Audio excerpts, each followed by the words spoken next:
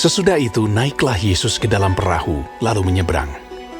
Kemudian sampailah ia ke kotanya sendiri. Maka dibawa oranglah kepadanya seorang lumpuh yang terbaring di tempat tidurnya. Ketika Yesus melihat iman mereka, berkatalah ia kepada orang lumpuh itu, "Percayalah, hai anakku, dosamu sudah diampuni." Saya percaya Tuhan. Maka berkatalah beberapa orang ahli Taurat dalam hatinya. Ia menghujat Allah. Tetapi Yesus mengetahui pikiran mereka, lalu berkata, "Mengapa kamu memikirkan hal-hal yang jahat di dalam hatimu? Manakah lebih mudah, mengatakan dosamu sudah diampuni, atau mengatakan bangunlah dan berjalanlah? Tetapi supaya kamu tahu bahwa di dunia ini Anak Manusia berkuasa mengampuni dosa." Lalu berkatalah ia kepada orang lumpuh itu, "Bangunlah, angkatlah tempat tidurmu, dan pulanglah ke rumahmu." dan orang itu pun bangun, lalu pulang. Maka banyak orang yang melihat hal itu takut, lalu memuliakan Allah yang telah memberikan kuasa sedemikian itu kepada manusia. Setelah Yesus pergi dari situ, ia melihat seorang yang bernama Matius duduk di rumah cukai. Lalu ia berkata kepadanya, "Ikutlah aku." Maka berdirilah Matius, lalu mengikut dia. Kemudian ketika Yesus makan di rumah Matius, datanglah banyak pemungut cukai dan orang berdosa dan makan bersama-sama dengan dia dan murid-muridnya. Pada waktu orang Farisi melihat hal itu, berkatalah mereka kepada murid-murid Yesus, Mengapa guru memakan bersama-sama dengan pemungut cukai dan orang berdosa? Yesus mendengarnya dan berkata, Bukan orang sehat yang memerlukan tabib, tetapi orang sakit. Jadi pergilah dan pelajarilah arti firman ini. Yang ku kehendaki ialah belas kasihan dan bukan persembahan, karena aku datang bukan untuk memanggil orang benar, melainkan orang berdosa. Kemudian datanglah murid-murid Yohanes kepada Yesus dan berkata, Mengapa kami dan orang Farisi berpuasa, tetapi murid-muridmu tidak? Jawab Yesus kepada mereka, Dapatkah sahabat-sahabat mempelai laki-laki berduka cita selama mempelai itu bersama mereka?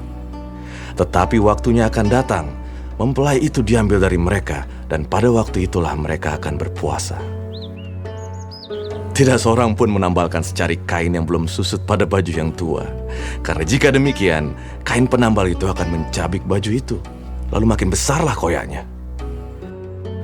Begitu pula anggur yang baru, tidak diisikan ke dalam kantong kulit yang tua, karena jika demikian, kantong itu akan koyak sehingga anggur itu terbuang dan kantong itu pun hancur. Tetapi anggur yang baru disimpan orang dalam kantong yang baru pula, dan dengan demikian terpeliharalah kedua-duanya. Sementara Yesus berbicara demikian kepada mereka, datanglah seorang kepala rumah ibadat, lalu menyembah dia dan berkata, Anakku perempuan baru saja meninggal. Tetapi datanglah dan letakkanlah tanganmu atasnya, maka ia akan hidup. Lalu Yesus pun bangunlah dan mengikuti orang itu bersama-sama dengan murid-muridnya. Pada waktu itu, seorang perempuan yang sudah 12 tahun lamanya menderita pendarahan, maju mendekati Yesus dari belakang dan menjamah jumbai jubahnya. Karena katanya dalam hatinya, Asal ku jamah saja jubahnya, aku akan sembuh. tetapi Yesus berpaling dan memandang dia, serta berkata, Teguhkanlah hatimu, hai anakku. Imanmu telah menyelamatkan engkau. Maka sejak saat itu, sembuhlah perempuan itu. Terima kasih Tuhan. Ketika Yesus tiba di rumah kepala rumah ibadat itu dan melihat peniup-peniup seruling dan orang banyak ribut, berkatalah ia, Pergilah, karena anak ini tidak mati, tetapi tidur. tetapi mereka menertawakan dia. Setelah orang banyak itu diusir, Yesus masuk dan memegang tangan anak itu, lalu bangkitlah anak itu. Maka tersiarlah kabar tentang hal itu ke seluruh daerah itu. Ketika Yesus meneruskan perjalanannya dari sana, 2 orang buta mengikutinya sambil berseru-seru dan berkata, Kasihanilah kami, hai anak Daud. Setelah Yesus masuk ke dalam sebuah rumah, datanglah kedua orang buta itu kepadanya, dan Yesus berkata kepada mereka, Percayakah kamu bahwa aku dapat melakukannya? Mereka menjawab, "Ya Ya Tuhan, Tuhan, kami percaya. lalu Yesus menjamah mata mereka sambil berkata, Jadilah kepadamu menurut imanmu." maka meleklah mata mereka. Tuhan, terima kasih. Dan Yesus pun dengan tegas berpesan kepada mereka, katanya, Jagalah, supaya jangan seorang pun mengetahui hal ini. tetapi mereka keluar dan memasyurkan dia ke seluruh daerah itu.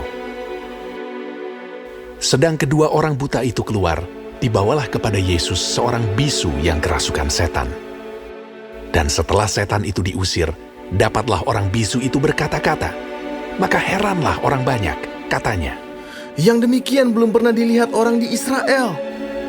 Tetapi orang Farisi berkata, Dengan kuasa pengurus setan, dia mengusir setan.